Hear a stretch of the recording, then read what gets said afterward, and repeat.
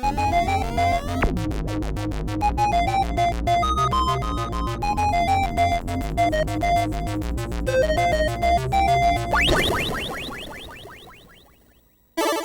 and Robots, episode 91.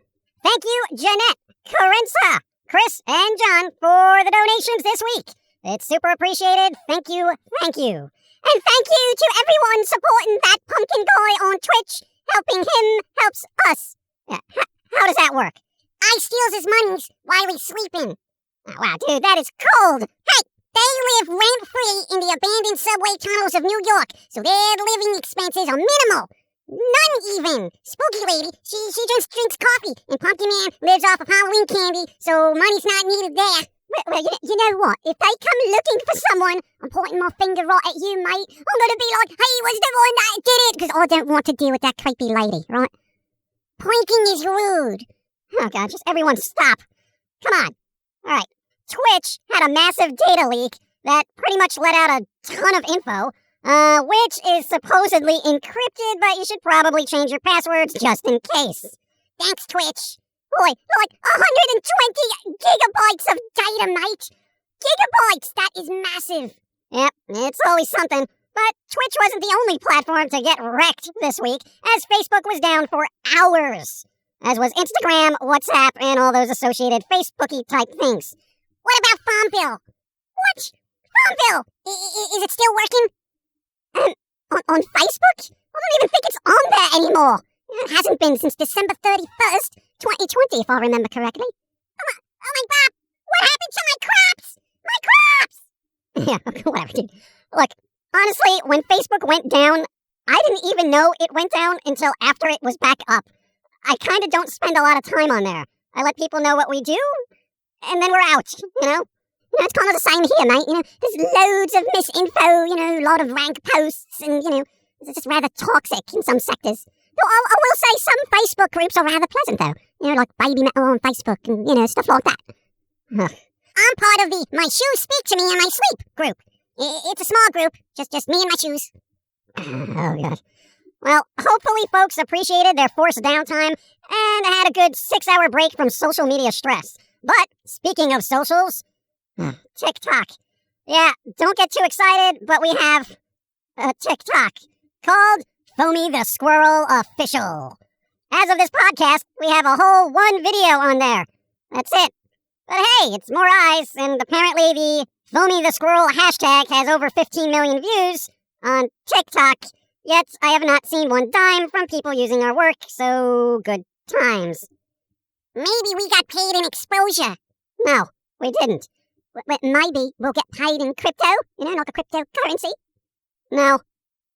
Wow, sad. Whatever, it's there if anyone needs it. We're gonna post sporadically if we remember to do so. But don't expect any stupid dances or pillsy dabbing or something. It's not happening. I don't even know what that is. I don't dab because a little dab will do ya, but I need more than that. I need a spoonful. A dab is like a finger that you put on the back of your neck when you're wearing perfume. A little dab will do ya. No, it won't. No, it won't. I need the whole jar. Dude, what are you even talking about? I have no idea. But, fine, good. But moving on, game news. River City Girls 2 got a trailer. It's a beat-em-up that's got a bit of a cult following, so look into it. Nice. And a cool fan-made game called Residentvania was published on itch.io. For those who don't know, it's essentially an old-school Castlevania done in an atmospheric pixel art style of Resident Evil. Check it out. It's technically free, but helping out the dev would probably be a good thing to do. Good job. Looks interesting. Oi. House of the Dragon got a trailer. Game of Thrones thing. Prequel series. Yeah, I don't care, honestly. I didn't care about Game of Thrones and, at all. No cares. Ever. House of Go yourself. Game of Thrones needed more dragons and less wieners and much less inbreeding. And a story towards the end that was good. Yeah, maybe it would be best to let Game of Thrones go, Because I mean, it had a good run, but, here we are.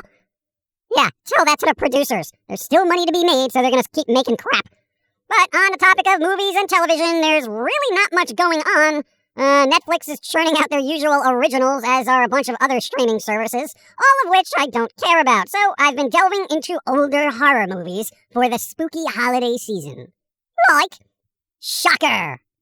What?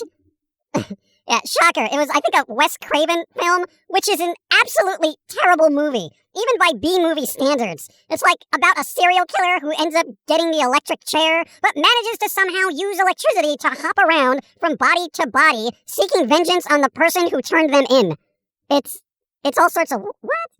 Yeah, that film was a bit crazy. Though I will say the actor that played the killer, he was really intense. You know, he's like kind of psychotic with a dash of campy. It's kind of good. I like that film. I thought it was a masterpiece. I mean, all the channel hopping and evilness, I give it 12 stars out of 6, which is double the goodness. Yeah, speaking of terrible, how come we're getting sidetracked here. How come the transfers for the Sylvester McCoy years of Doctor Who are so terrible? Who was in charge of this? Begley, well, I want answers. All right, honestly, the Sylvester McCoy years, right, they were rather jank as scripts go, you know.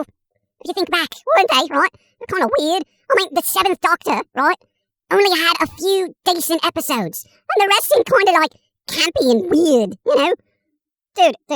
No, the video. I watched a DVD to Blu-ray comparison, and the picture improvement is negligible. I mean, what the hell? It's like they upscaled the picture instead of restoring it. Well, I mean, you know, who knows what the source material was, you know? Condition, years of wear, you know, all that.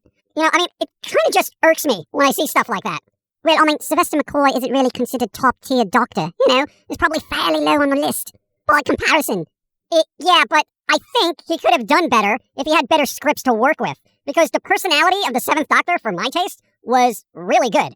It was like, he was kind of clownish, but he had a dark side.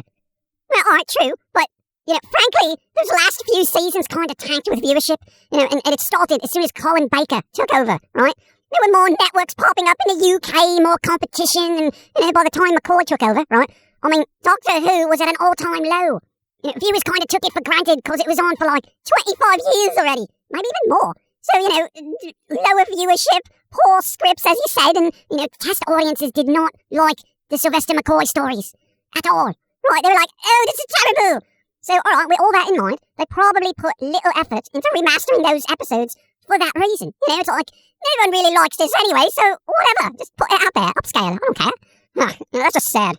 But did anyone here listen to the audio dramas with Sylvester McCoy as Doctor Who? Because there's a couple of them out there. Nope, never got around to it. You know, I'm still kind of far behind on Doctor Who as it is. Well, I mean, frankly, I should probably look into those. The scripts would probably be a little bit better. And I know a lot of the old Doctors reprised their roles for those audio dramas, including Sylvester McCoy, McGann, the very short-lived 8th Doctor. The showrunner for the revival of Doctor Who in 2005 is returning to the series. So maybe he gonna make it good again. He gonna make it good again. Going back in time, gonna make it good like it was. Yeah, that's right, Russell Davies. Thank Bob for that one. You know, he made Doctor Who again. He did a really good job. Yeah, up until What's-Her-Face, which everyone seems to dislike for some reason. I haven't even watched a lot of the recent Doctor Who stuff, so I have no idea why, what was it, Whittaker was so reviled for their role as the Doctor. Yeah, I mean, personally, I kind of stopped after Capaldi, you know? I still say they should get Dylan Moran to play a disheveled Doctor Who. Like, just take his Bernard Black character from Black Books and toss that guy into the TARDIS, okay? Done. That would be so chaotic, it would be amazing. But frankly, Moran gets my vote, you know? Dylan, be the new Doctor. I want George Carlin to be Doctor Who. He's already been in a phone booth and traveled through time. So he's got experience. So, yes, George Carlin is Doctor Who. Oh my God. George Carlin is dead, okay? As sad as that is. And just because he played Rufus in Bill and Ted's Excellent Adventure doesn't qualify him to be a Time Lord, alright? But he was. He was in a phone booth. He time traveled. He went to the past, found Bill and Ted, and saved humanity. Rufus is Doctor Who. It's canon. It's canon in my mind. George Carlin is a Time Lord. Oh my God. He has a point. I mean, it may not be actual canon, but George Carlin played Rufus, a time traveler in a phone booth. I mean, all right. It wasn't as cool looking, right, as the TARDIS. Kind of like the American ghetto version, as it were. And of course, it was clearly the same size on the inside. But, oi, Pilsy's right. George Carlin is a Time Lord. I told you. Oh, okay, fine. If it makes you happy, he's Time Lord adjacent. Okay? Josie, Yes? please just wrap this up. Okay, but are we really going to ignore that a pill-popping squirrel has discovered new Doctor Who lore? It's not lore. It's Time Lord adjacent. I believe George Carlin was a Time Lord, lore or not. Agreed. Besides, I think he would have been more interesting to watch than some of the sullen gits they have as doctors, frankly. You know? Remind me to never bring up Doctor Who again. Okay? Everyone, thanks for the support. Thanks for helping out. New album is to be released on the 13th of October, which is a Wednesday day. Wednesday. Yeah, Wednesday. It's a dark album, okay? I mean, the album is literally called Let's Get Dark. So, it's dark. Nice. Anyway, the comic book we're working on is coming along pretty well. New cartoons are rolling out as usual, with one just being posted. And Foamy plush news should be rolling out soon, but first dibs go to patrons, okay? They've been supporting for years, and it's kind of only fair that they have first crack on the few we have left. I mean, I wish we could make more, but the production costs are just obscene at this point. Even by Kickstarter standards. We would have to raise like 10 grand to make like 500 of them. It doesn't make any sense. There's no profit to be had. Yeah, well, that's the state of the world. The cost of everything has gone up, so, I don't know. Reuse what's out there. Anyway, be well, stay smart, avoid idiots. Also, eat some candy, alright? It's freaking Halloween season. Go. Get candy. I already inhaled some. Would you stop snorting all the lollipops, you brat? It clears my sinuses. It's a neti pot of lollipops. Lollipop. Neti pot. Stick it in your nose. It comes out the other nostril. Sticking it all. Catching all the boogers. On the way out, exit through your nose. What the hell am I even doing here?